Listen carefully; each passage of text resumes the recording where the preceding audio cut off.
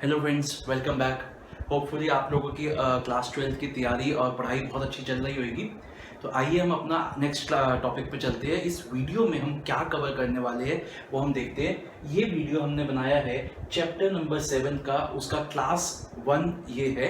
तो इसमें हम क्या कवर करने वाले हैं, इसमें हम 3 टॉपिक कवर करेंगे। इसमें हम टॉपिक कवर करेंगे डायरेक्टिंग चैप्टर की डेफिनेशन कवर करेंगे, उसके बाद हम कवर करेंगे डायरेक्टिंग के फीचर्स कवर करेंगे, एंड थर्ड चीज जो हम इस चैप्टर में इस वीडियो में कवर करेंगे वो हम कवर करेंगे डायरेक्टिंग के 4 एलिमेंट्स में से फर्स्ट एलिमेंट सुपरविजन, वो हम इस वीडियो में कवर करेंगे। तो अभी तक हमने क्या किया है, अभी तक हमारी लाइव क्लासेस जो चली है प्लस जो हमारे वीडियो लेक्चर्स चले हैं उसमें हमने क्या क्या कवर किया है। हमें ये तो पता है कि जो हमारी मैनेजमेंट होती है उसके 5 फंक्शंस होते हैं। हमने उसमें से सबसे पहला फंक्शन प्लानिंग कर भी लिया अपनी लाइव क्लासेस में, उसके बाद हमने अपना सेकंड फंक्शन ऑर्गेनाइजिंग भी कर लिया है, और थर्ड फंक्शन हमारा जो स्टाफिंग है वो हमारा अब चल रहा है। तो ये जो हमारा फोर्थ फंक्शन है जिसका नाम क्या होता है, जिसका नाम होता है डायरेक्टिंग, वो हम इस वीडियोस में कवर करने वाले हैं। तो डायरेक्टिंग होता क्या है, सबसे पहले हमें ये समझना है। तो उसको समझने से पहले हमें ये देखना पड़ेगा कि डायरेक्टिंग से पहले जो हमारे 3 फंक्शंस होते हैं, नेमली प्लानिंग, ऑर्गेनाइजिंग एंड स्टाफिंग, उसमें क्या होता है, जो डायरेक्ट उसमें क्या होता है, और फिर हमें समझ आएगा अच्छे से कि डायरेक्टिंग फंक्शन में हम क्या करते हैं। तो सबसे पहले बात करते हैं प्लानिंग की। तो प्लानिंग में हमें पता है कि प्लानिंग में हम 2 चीजें करते हैं। प्लानिंग में एक तो हम ये देखते हैं कि हमें जाना कहां पर है और हमें मतलब करना क्या है, और दूसरा हम देखते हैं कि उसको हमें कैसे अचीव करना है। तो planning is concern with both ends and the means, that is what is to be done and how it is to be done. जब हमें ये समझ आ जाता है, उसके बाद हमने उसके फीचर्स, लिमिटेशन सब पढ़ा, जब हमें ये समझ आ जाता है तो हम आगे चलते हैं। जब हमने डिसाइड कर लिया कि हमें ये गोल अचीव करना है तो फिर हम क्या करते हैं, उसके लिए तैयारी करते हैं, सामान इकट्ठा करते हैं, स्ट्रक्चर बनाते हैं, ये देखते हैं कि हमें क्या क्या चीजों की जरूरत पड़ेगी, कौन कौन किन किन लोगों की जरूरत पड़ेगी, वो हम सब ऑर्गेनाइजिंग में देखते हैं। फिर उसके बाद हमारा थर्ड जो हमारा फंक्शन आता है उसमें हम देखते हैं स्टाफिंग। तो स्टाफिंग में हम क्या करते हैं, स्टाफिंग में हम लोगों को एम्प्लॉय करना शुरू करते हैं अपने उस गोल के लिए जो हमने प्लानिंग में सोचा और ऑर्गेनाइजिंग में स्टार्ट किया। उसके लिए हम क्या करते हैं, उसके लिए हम स्टाफिंग में लोगों को इकट्ठा करना शुरू करते हैं, उनको एम्प्लॉय करना शुरू करते हैं। लेकिन मेरा सवाल आपसे, इतना कुछ होने के बावजूद क्या हम ये कह सकते हैं कि हमारा कुछ भी काम शुरू हुआ? नहीं, हमारा एक्चुअली में अब जो काम शुरू होएगा वो शुरू होएगा हमारा डायरेक्टिंग में। जब हमने लोगों को रख लिया, पहले हमने प्लान कर लिया, फिर हमने ऑर्गेनाइज कर लिया, और जब हमने स्टाफ करके लोगों को रख लिया, अब हम उनको इंस्ट्रक्शंस देंगे कि आपको ये काम करना, आपका ये काम है, आपका ये काम है, आपका ये काम है, आपका ये काम है, आप इसको रिपोर्ट करोगे, आप उसको रिपोर्ट करोगे, आपको इसको रिपोर्ट करना है, आप इसको जवाब दोगे। तो जब हम उनको काम समझाएंगे, जब हम उनको इंस्ट्रक्शंस देंगे, उनको गाइड करेंगे, उनको मोटिवेट करेंगे, उनको लीड करेंगे, तभी तो वो काम करेंगे। और जब ये सब होएगा तभी तो एक्चुअली में हमारा वर्क जो है वो स्टार्ट होएगा। तो डायरेक्टिंग एक बहुत ही सिंपल डेफिनेशन, आप देख सकते हैं मैंने बोर्ड पे 2 डेफिनेशंस लिखी है और हम दोनों ही डेफिनेशंस को याद करेंगे। सबसे पहले अपनी एक सिंपल सी डेफिनेशन की बात करते हैं। तो मैंने आपको क्या बोला कि डायरेक्टिंग में हम लोगों के साथ क्या करते हैं, उनको इंस्ट्रक्शंस देते हैं, उनको गाइड करते हैं, उनको मोटिवेट करते हैं, क्योंकि काम करते हुए हो सकता है हमारे सबऑर्डिनेट्स कहीं ना कहीं अपना मनोबल, अपना अपना वो डिमोरलाइज हो जाए, उनको थोड़ा सा कहीं लगे कि हम मतलब मैं ये काम नहीं कर सकता। तो हमें टाइम टू टाइम उनको मोटिवेट करना पड़ेगा, उनको एक दिशा दिखानी पड़ेगी, लीड करना पड़ेगा उनके लिए वे, और उनको टाइम टू टाइम हमें काउंसिल भी करना पड़ेगा। इसको ऐसे समझ सकते हैं कि देखिए अभी हमारा कुछ ऑलमोस्ट 4-5 महीने हो गए, हमारा देश लॉकडाउन में था और धीरे धीरे हमारे देश को खोला जा रहा है। तो हमारे जो नरेंद्र मोदी साहब थे वो टाइम टू टाइम 15 दिन में, 20 दिन में एक बार आके एक स्पीच दे के जाते थे और अपने भारतीयों का, अपने देशवासियों का जो वो था मनोबल है, जो मोटिवेशन है, उसको बढ़ाते थे कहीं ना कहीं। क्योंकि बहुत हम लोग भी बहुत डिमोटिवेट हो रहे थे घरों में बंद होके इस कोरोना से। तो वो आके हमारे को थोड़ा सा हमारी जो वो थे, हमारे जो मोटिवेशन लेवल था उसको अप करते थे, हमारी स्पिरिट्स को अप करते थे, जिससे कि हम इस चीज को फेस कर सके। तो ये तो बहुत जरूरी है एक ऑर्गेनाइजेशन में भी कि हम अपने एम्प्लॉइज की मोटिवेशन को बढ़ाते रहे, उनको टाइम टू टाइम काउंसलिंग देते रहे, उनको जो प्रॉब्लम्स आ रही है उनकी वो प्रॉब्लम्स को दूर करते रहे। क्योंकि अगर हम ये सब नहीं करेंगे तो कहीं ना कहीं उसका ये जो नुकसान होगा वो ऑर्गेनाइजेशन को भुगतना पड़ेगा। क्योंकि कहीं ना कहीं एक डिमोटिवेटेड एम्प्लॉय कभी भी अच्छे से काम नहीं कर सकता। सकता, और वो सारी की सारी परफॉर्मेंस उसकी जो खराब होगी वो ऑर्गेनाइजेशन में ही होगी, रिसोर्सेज वेस्ट होंगे, तो ऑर्गेनाइजेशन को ही वो सब भुगतना पड़ेगा। तो it's always better to motivate your employees, to counsel them, to instruct them, to guide them and to lead the way for them. तो देखिए डायरेक्टिंग की कितनी सिंपल डेफिनेशन, पहले यहां देखिए कि याद मैं करवा दूंगा। Directing as a function of management refers to the process of instructing, guiding, counselling, motivating and leading people in the organisation to achieve its objectives. देखिए कितनी इजी डेफिनेशन है। अब आपके मन में डाउट आ रहा होगा कि सर ये तो चलो इजीली याद हो जाएगी, लेकिन ये जो 5 शब्द है ना, अगर ये किसी तरीके से याद हो जाए तो हमारा कोई डेफिनेशन बहुत इजीली याद हो जाएगी। तो देखिए मैंने इसके लिए एक बहुत ही सिंपल सा स्लैंग बना रखा है। इन 5 जो टर्म्स है इनको आपको सीक्वेंस में याद करने की जरूरत बिल्कुल भी नहीं है। तो देखिए इसके लिए मैंने क्या स्लैंग बनाया जो आज की डेट में बिल्कुल रेलेवेंट है। Covid is making all go lazy. Covid is making all go lazy. C से हमारा क्या हो जाएगा काउंसलिंग, आई से क्या हो जाएगा इंस्ट्रक्टिंग, एम से क्या हो जाएगा मोटिवेशन मोटिवेटिंग, जी से क्या हो जाएगा गाइडिंग और एल से क्या हो जाएगा लीडिंग। तो directing as a function of management refers to the process of instructing, guiding, counselling, motivating and leading the people in the organisation to achieve its objective. और ये 5 को हम कैसे याद कर सकते हैं? Covid is making all go lazy. तो जल्दी से एक बार बोलते हैं, मैं बोलता हूं आपके साथ 2-3 बार, आप उसके बाद आप बोलेंगे। Directing as a function of management can be defined as a process of instructing, guiding, motivating, leading and counselling the people in the organisation to achieve its objectives. मेरे साथ फिर से बोलेंगे। Directing as a function of management can be defined as a process of instructing, guiding, motivating, leading and counselling the people in the organisation to achieve its objective. And last time फिर से बोलते हैं। Directing as a function of management can be defined as a process of instructing, guiding, motivating, leading and counseling the people in the organization to achieve its objective। और इन 5 terms को याद करने के लिए बहुत ही सिंपल एंड बहुत ही relevant slang आज की डेट में, Covid is making all go lazy. Okay, तो ये डेफिनेशन जब हमारी याद हो जाएगी, अभी मैं आपको बोलूंगा इसको लिखने के लिए, तो एक और डेफिनेशन हम याद करेंगे। आपको दोनों ही डेफिनेशंस आनी चाहिए क्योंकि एमसीक्यूज में ये दोनों डेफिनेशन अलग अलग पूछी जा सकती है। एक पर्सन थे जिनका नाम था अर्नेस्ट डेल। इनके हिसाब से डायरेक्टिंग क्या होता है? Directing is telling people what to do and seeing that they do it to the best of their abilities. तो इनके हिसाब से, अर्नेस्ट डेल के हिसाब से डायरेक्टिंग का क्या मतलब हुआ? लोगों को बताना है कि करना क्या है और उसके बाद ये देखना है कि क्या वो लोग उसको उसी काम को अपनी पूरी क्षमता से कर रहे हैं कि नहीं। तो according to Ernest Dale, directing is telling people what to do and seeing that they do it to the best of their abilities। बच्चों मैंने हमेशा आपको बताया कि जब भी आप किसी की डेफिनेशन, किसी पर्सन की डेफिनेशन कोट करते हैं तो हमेशा ध्यान रखें कि आपकी कोई भी टर्म्स इधर उधर ना हो, क्योंकि आप उस पर्सन ने जो बोला था एज इट इज ही लिखते हैं। लेकिन हाँ, जब आप, अगर आपको अच्छे से याद है तो आप इसको बहुत अच्छे से बोल्ड में लिख के आइए, इसको बॉक्स में डाल के आइए और अपने एग्जामिनर को दिखाइए कि देख मैंने ऐसी डेफिनेशन लिखी है जो हो सकता है और बच्चों ने ना लिखी हो, तो आप मेरे इस डेफिनेशन को पढ़िए। तो जब आप एक किसी की डेफिनेशन कोट करते हैं तो उसको बोल्ड में लिखिए और उसको बॉक्स में डाल के अच्छे से उसको प्रेजेंट करिए। तो आइए दोनों डेफिनेशंस को एक बार याद करते हैं, फिर आगे चलते हैं। तो directing as a function of management can be defined as a process of instructing, guiding, motivating, leading and counselling the people in the organisation to achieve its objective. और ये जो 5 टर्म्स हैं इसको हम कैसे याद कर सकते हैं? Covid is making all go lazy. और आइए दूसरी डेफिनेशन क्या है? According to Ernest Dale, directing is telling people what to do and seeing that they do it to the best of their abilities. एक बार लास्ट टाइम बोलते हैं फिर हम खत्म करते हैं इस टॉपिक को। Directing as a function of management can be defined as a process of instructing, guiding, motivating, leading and counselling the people in the organisation to achieve its objective. And दूसरा क्या हुआ? According to Ernest Dale, directing is telling people what to do and seeing that they do it to the best of their abilities. एक बार last time बोलते हैं। Directing as a function of management can be defined as a process of instructing, guiding, motivating, leading and counselling the people in the organisation to achieve its objective. And दूसरा, according to Ernest Dale, directing is telling people what to do and seeing that they do it to the best of their abilities। अब मेरी आपसे request है, इस video को यहीं पे pause करिएगा। आगे हम क्या करेंगे? अब इस क्लास में हम क्या कवर करेंगे? आगे हम कवर करेंगे फीचर्स ऑफ डायरेक्टिंग। तो वो टॉपिक करने से पहले मेरी आपसे रिक्वेस्ट कि इस वीडियो को पॉज करके दोनों डेफिनेशन को 5-5 बार अपने रजिस्टर में लिख के बाय हार्ट कर लीजिए। ओके बच्चों, अभी तक आपने अपनी डेफिनेशन अच्छे से याद कर ली होगी। तो आगे चलते हैं अपने नेक्स्ट क्वेश्चन में, जिसका नाम क्या है? Characteristics of directing.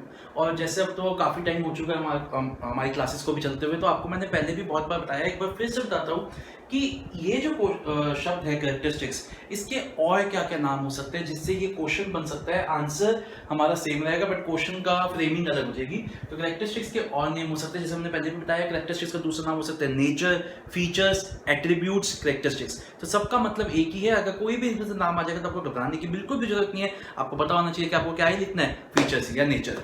तो आइए कैरेक्टरिस्टिक्स ऑफ डायरेक्टिंग की बात करते हैं। तो हमारे डायरेक्टिंग की सिर्फ 4 कैरेक्टरिस्टिक्स होती है, सिर्फ 4 फीचर्स होते हैं। और वो हमारे 4 फीचर्स क्या क्या होते हैं? सबसे पहले, जैसे हम हमेशा याद करते हैं, सबसे पहले आप सिर्फ और सिर्फ हेडिंग्स पे ध्यान दें कि भूल जाइए अंदर क्या है, वो हमारा सेकंड थिंग होगी। पहले हमारा काम क्या, फर्स्टली क्या करना है, हमें सिर्फ हेडिंग्स को याद करना है। तो सबसे पहला हमारा फंक्शन क्या है, हमारा फीचर क्या है? सबसे पहला हमारा फीचर है कि एक ऐसा फंक्शन है डायरेक्टिंग मैनेजमेंट का, एक ऐसा फंक्शन है जो कि परवेसिव है। परवेसिव का मतलब हमें पता ही है, मैं आपको बस एक ब्रीफली बताया था परवेसिव का क्या मतलब है, कि ये हर जगह चाहिए एक ऑर्गेनाइजेशन में। अभी डिटेल में बात करेंगे। तो एक परवेसिव फंक्शन है मैनेजमेंट का। दूसरा क्या कहता है पॉइंट, दूसरा फीचर कहता है कि ये ऐसा फंक्शन है मैनेजमेंट का जो एक्शन को इनिशिएट करता है। तो मैंने अभी आपको डेफिनेशन में भी बताया था कि एक्चुअली में जो काम होता है वो इसी फंक्शन में होता है। इससे पहले तो हमारा कुछ भी काम नहीं हुआ, हमने सिर्फ ये देखा हमने करना क्या, हमने सामान इकट्ठा कर लिया, हमने लोगों को रख लिया, देखिए काम नहीं हुआ। काम जो होएगा वो इसी फंक्शन में शुरू होएगा।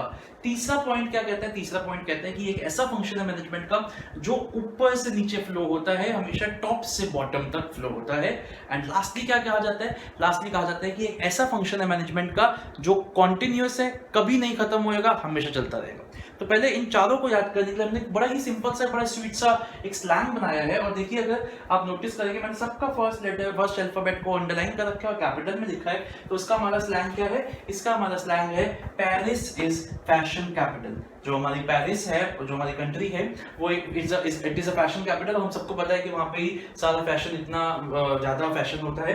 तो आइए, पी से क्या हो गया हमारा परवेसिव फंक्शनल मैनेजमेंट, आई से क्या हो गया इनिशिएट्स एक्शन, एफ से क्या हो गया flows from top to bottom, and C से क्या हो गया कॉन्टिन्यूअस प्रोसेस। जल्दी से याद करने की कोशिश करते हैं। जैसा आपको पता ही है, हमेशा जो वर्ड्स मैंने स्मॉल में लिखा है वो सिर्फ एक सेंटेंस को कंप्लीट करने के लिए लिखा है, और जो मैंने कैपिटल में लिखा है वो हमारे यूज किया गया है। तो पी से क्या हो गया परवेसिव फंक्शनल मैनेजमेंट, आई से क्या हो गया इनिशिएट्स एक्शन, एफ से क्या हो गया flows from top to bottom, and C से क्या हो गया कॉन्टिन्यूअस प्रोसेस। एक बार जल्दी से हेडिंग्स को याद करते हैं। पी से क्या हो गया परवेसिव फंक्शनल मैनेजमेंट, आई से इनिशिएट्स एक्शन, सी से कॉन्टिन्यूअस प्रोसेस, एंड एफ से flows from top to bottom. एक बार फिर से बोलते हैं, पी से परवेसिव फंक्शनल मैनेजमेंट, आई से इनिशिएट्स एक्शन, सी से कॉन्टिन्यूअस प्रोसेस, एंड एफ से flows from top to bottom. बच्चों, मैंने हमेशा कोशिश की है कि चाहे हमारी क्लासेस ऑनलाइन हो, चाहे वो वीडियो के जरिए हो, चाहे वो फेस टू फेस हो, आपको हमेशा ऐसे ही लगे कि मैं आपके साथ हूं और हम एक फेस टू फेस एनवायरनमेंट को क्लासेस में याद कर रहे हैं और पढ़ रहे हैं। तो इसीलिए मैं बार बार आपको कहता हूं कि आप मेरे साथ, जैसे मैं बोल रहा हूं वैसे ही आप मेरे साथ उसको बोलिए। अगर मैं आपको बोल रहा हूं 2-3 बार बोलने के लिए, तो आप उसको 2-3 बार बोलिए, जिससे आपको ऐसा लगेगा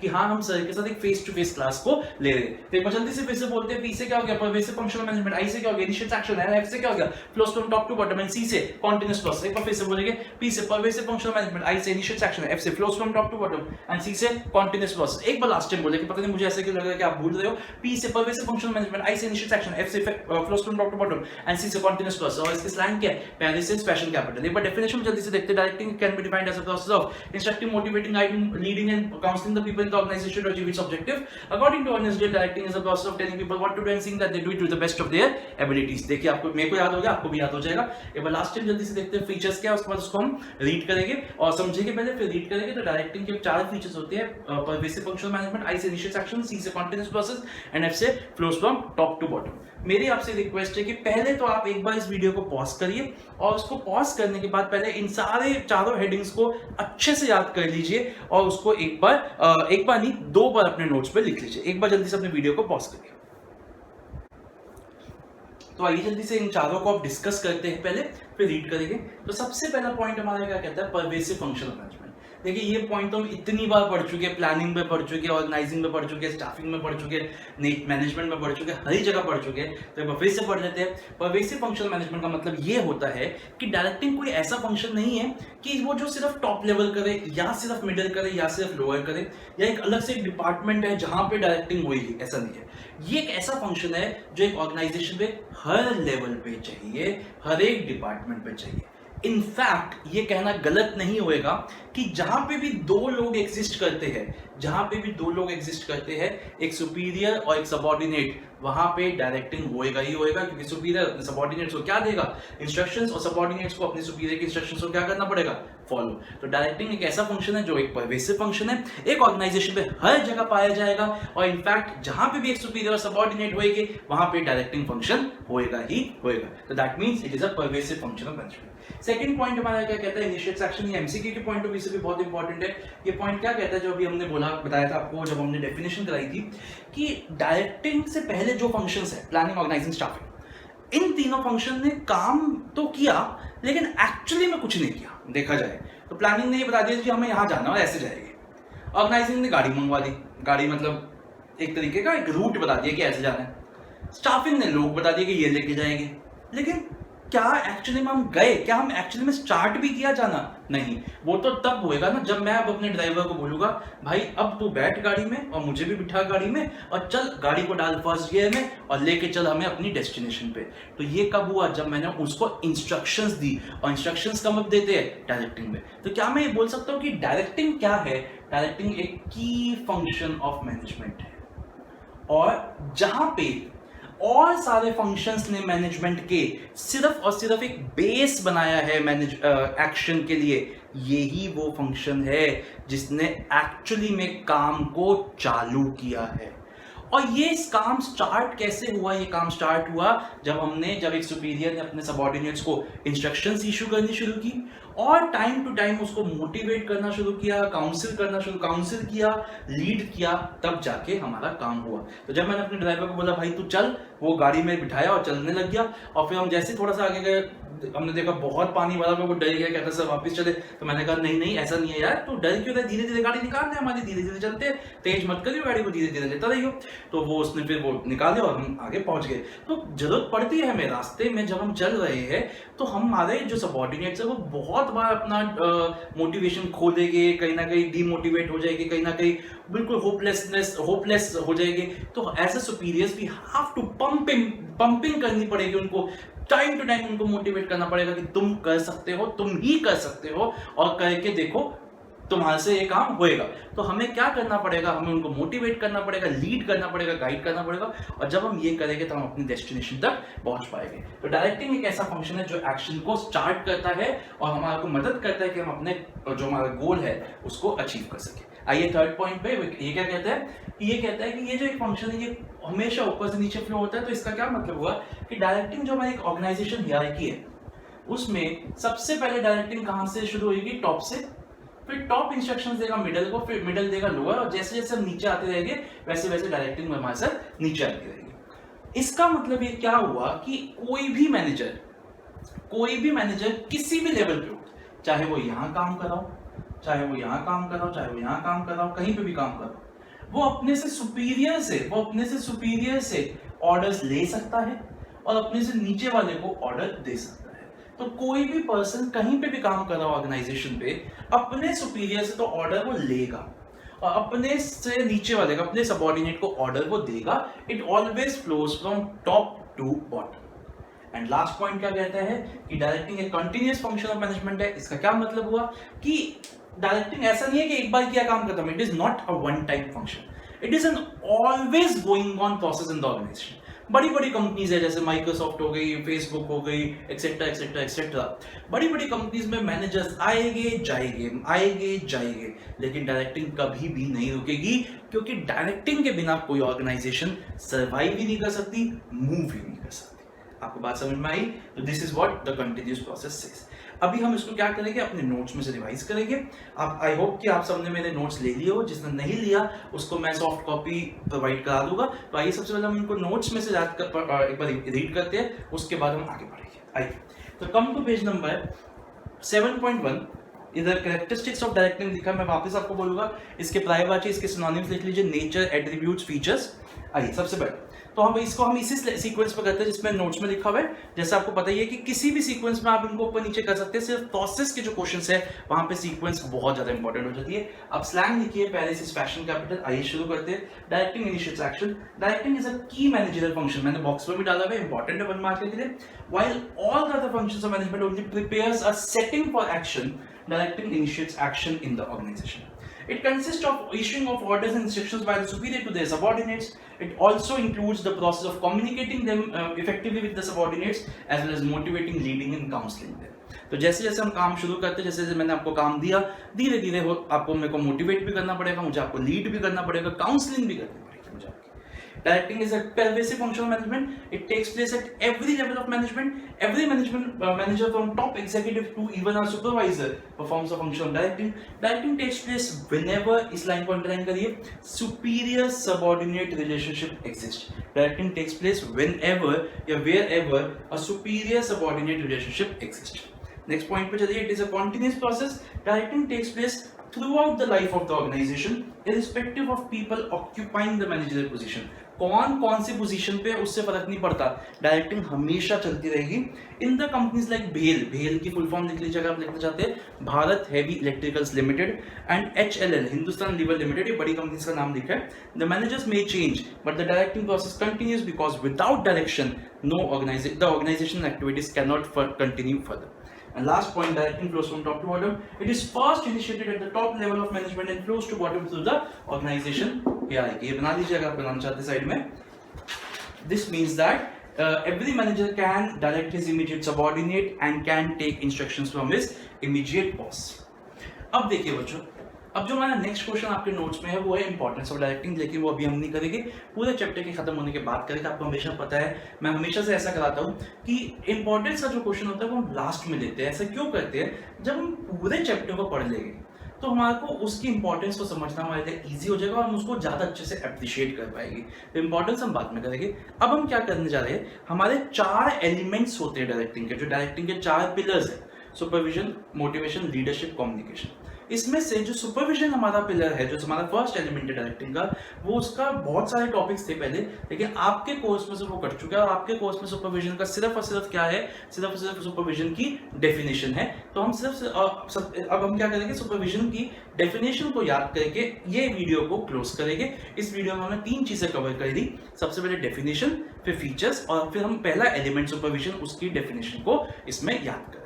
तो उससे पहले मेरी आपसे रिक्वेस्ट, एक बार वीडियो को पॉज करिए, ये सारे फीचर्स को अच्छे से याद करिए, बुक नोट्स में से पढ़िए, याद करिए, हेडिंग्स को तो बाय हार्ट करिए, 2 बार लिखिए, तभी आगे सुपरविजन पे चलिए. ओके बच्चों, तो अभी तक आपने डेफिनेशन ऑफ फीचर्स अच्छे से कर ली होगी.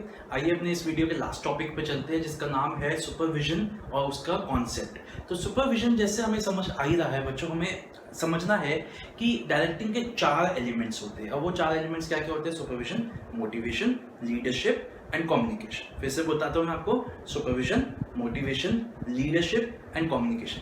और आने वाले सारे जो हमारे वीडियोस है वो इन्हीं जो एलिमेंट्स है उनके ऊपर ही पूरे कवर किए जाएंगे. तो सबसे पहला जो हमारा एलिमेंट है उसका नाम है सुपरविजन. तो हमारा सुपरविजन में हम जो कोर्स में टॉपिक रह गया है वो सिर्फ और सिर्फ अब डेफिनेशन रह गया, वो हम इस वीडियो में कवर करेंगे. तो समझते हैं सुपरविजन होता है क्या. बेटा अगर हम सुपरविजन वर्ड को डिवाइड करें और ब्रेक करें तो इसको हम 2 पार्ट्स में डिवाइड कर सकते हैं, सुपर और विजन. अगर हम सुपर की बात करें तो सुपर का क्या मतलब होता है? सुपर का मतलब होता है ओवर एंड अबव, ऊपर. एंड विजन की बात करें तो उसका क्या मतलब होता है? देखना, एक किसी के ऊपर एक आई रखना. तो अब इन दोनों को मिला के हम बात करते हैं. तो सुपरविजन का क्या मतलब हुआ? किसी को, किसी की हरकतों को, किसी की एक्टिविटीज को ऊपर से देखना या बाहर से देखना. तो अब इसको ऑर्गेनाइजेशन कॉन्टेक्स्ट में समझते हैं. सुपरविजन का क्या मतलब हुआ कि अपने एम्प्लॉइज की एक्टिविटीज को देखना, जब आपने उनको इंस्ट्रक्शंस दे दी तो उसको वॉच करना है कि वो काम को कैसे करें. और अगर आपको लगता है कि वो उसको कुछ इंस्ट्रक्शंस हमें देनी है तो एंड उनको फिर इंस्ट्रक्शंस देना जिससे 2 चीजें हो. सबसे पहले तो क्या होगा कि जो हमारे रिसोर्सेज है वो इफेक्टिवली एंड ऑप्टिमली यूटिलाइज होते रहे, एंड दूसरा जो हमारा काम है वो पूरा हो. तो सुपरविजन की बहुत ही सिंपल डेफिनेशन का क्या मतलब हुआ? किसी के काम को, अपने एम्प्लॉइज के काम को, अपने सबऑर्डिनेट्स के काम को दूर से देखना या बाहर से देखना और उनको टाइम टू टाइम एक इंस्ट्रक्शंस देना जिससे कि हमारे 2 काम हो सके, एक हमारा काम पूरा हो जाए और एक हमारी जो रिसोर्सेज है वो ऑप्टिमली यूटिलाइज हो जाए. तो देखिए डेफिनेशन इसको याद करते हैं. सुपरविजन मीन्स ओवरसीइंग, ऊपर से देखना. सुपर का मतलब ओवर एंड विजन का मतलब सीइंग, सुपरविजन. तो ये सुपर का मतलब हो गया ओवर एंड विजन का मतलब हो गया seeing. Overseeing what is being done by the subordinates, subordinates क्या कर रहे हैं, and giving instructions to ensure optimum utilisation of resources and achievement of work targets. बच्चों अब पहली बार नहीं है, बहुत बार मैंने आपको बताया है कि जब भी हम कोई बड़ी डेफिनेशन याद करते हैं, और मैं आपको कैसे याद कराता हूं, उसको मैं डिवीजन ऑफ वर्क प्रिंसिपल से याद कराता हूं. उसको तोड़ दो, इस डेफिनेशन को 5 लाइनों में लिख लो तोड़ के, और 5 लाइनों को अलग अलग याद करो तो आपको बहुत जल्दी याद हो जाएगी. Supervision can be defined, it means overseeing, पहली line, what is being done by the subordinate, second line, and giving instructions to ensure, third line, optimum utilization of resources and the achievement of work targets. एक बार फिर से बोलते हैं, supervision means overseeing what is being done by the subordinates and giving instructions to ensure optimum utilization of resources and the achievement of work targets. एक बार फिर से बोलते हैं, supervision means overseeing what is being done by the subordinates and giving instructions to ensure optimum utilization of resources and the achievement of work targets. एक बार फिर से बोलते हैं, supervision means overseeing what is being done by the subordinates and giving instructions to ensure optimum utilization of resources and the achievement of work targets. एक बार फिर से बोलते हैं तोड़ के, supervision means overseeing what is being done by the subordinates and giving instructions to ensure optimum utilization of resources and the achievement of work targets. And एक बार last time बोलते हैं, मुझे तसल्ली हो जाएगी कि आपको याद हो गया. Supervision means overseeing what is being done by the subordinates and giving instructions to ensure optimum utilization of resources and the achievement of work targets. बहुत easily आपको भी याद हो जाएगी.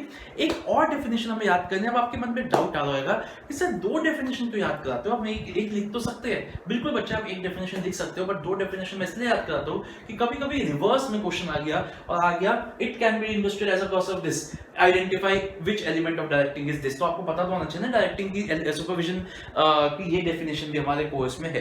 तो ये डेफिनेशन क्या कहती है? It can be understood as a process of guiding the efforts of employees and other resources. बेटा बस ये इस तरीके का एक सेंटेंस है. एम्प्लॉइज एंड अदर रिसोर्सेज का मतलब यही है कि जो भी लोग ऑर्गेनाइजेशन में काम कर रहे हैं उनके एफर्ट्स को गाइड करना to accomplish the desired objective. इससे सिंपल तो डेफिनेशन ही नहीं हो सकती, बट मैं आपको क्या होगा पीवाली याद करो, क्योंकि इसमें ये जो है सुपरविजन की दोनों वर्ड्स के ऊपर काफी स्ट्रेस किया गया है. तो ये तो हमारे को याद हो ही गई. एक बार वो भी देख लेते हैं. It can be understood as a process of guiding the efforts of employees and other resources to accomplish the desired objective. एक बार वैसे बोलते हैं, it can be understood as a process of guiding the efforts of employees and other resources to accomplish the desired objective. एक बार दोनों definition को देखते हैं. सबसे पहले सबसे अच्छी वाली डेफिनेशन को याद करते हैं. It means overseeing what is being done by the subordinates and giving instructions to ensure optimum utilization of resources and the achievement of work targets. And जो दूसरी definition हमारी वो क्या है? It can be understood as a process of guiding the efforts of employees and other resources to accomplish the desired objective. अब बच्चों आपको क्या करना है? अब आपको बच्चों इस पूरे वीडियो को एक बार फिर से देखना है. आपको डायरेक्टिंग की दोनों डेफिनेशन को अच्छे से याद करके लिखना है. आपको डायरेक्टिंग के चारों फीचर्स को अच्छे से याद करके लिखना है. और आपको डायरेक्टिंग के पहले एलिमेंट सुपरविजन की दोनों डेफिनेशंस को अच्छे से याद करके लिखना है. सेकंड वीडियो में हम मोटिवेशन की बात करेंगे. तो जब तक मेरा नेक्स्ट वीडियो नहीं आता, मैं हमेशा आपसे क्या कहता हूँ, stay safe and stay excited. तो बिल्कुल मैं वैसे आपसे रिक्वेस्ट करूंगा, अपनी पढ़ाई को चालू रखिए, सिंसियरिटी के साथ अपने एक टाइम टेबल बनाइए.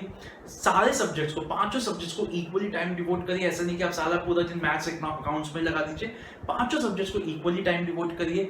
ऑलमोस्ट हाफ ईयर हमारा खत्म होने वाला है. साल जो आपका ये एकेडमिक ईयर है, पता भी नहीं चला हमारा हाफ ईयर खत्म होने वाला है. अगर अभी भी हमने सिंसियरिटी के साथ काम को नहीं शुरू किया तो पता भी नहीं चलेगा नवंबर आ जाएगा, अक्टूबर आ जाएगा, हमारे पास ज्यादा टाइम नहीं रहेगा. तो अच्छे से अपने पढ़ाई को पढ़ाई करिए, टाइम को मैनेज करिए और रिवीजन साइड बाय साइड अपने सारे पुराने चैप्टर्स की भी रिवीजन को चालू रखिए. तो जब तक मेरा नेक्स्ट वीडियो नहीं आता, stay safe and stay excited. Bye bye.